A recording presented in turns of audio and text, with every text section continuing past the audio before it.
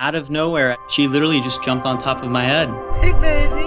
It was crazy. Come on, little dude. Got you. You're gonna be all right. We were out at a dive site and we heard what we thought was a cat. I kind of like swim away from the float and look over into the woods. She basically jumped right into the water and swam about 20 meters. I met her halfway to grab her.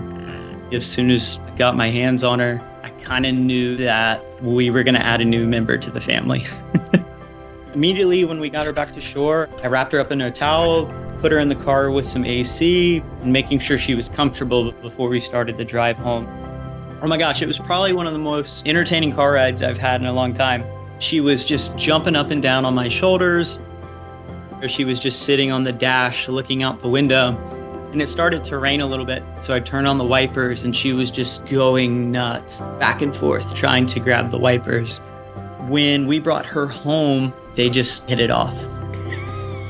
She's messing around with our dog Anakin, just having a blast. They're pretty much inseparable. I went back the next day and was looking around the area and didn't find any evidence of any feeding, any other cats. It's kind of weird because it's hard to pinpoint why a cat of that age was out where she was. I'm a very firm believer that the water presents things into our lives. Even before I got to her in the water, I was like, she's gonna be coming home with us.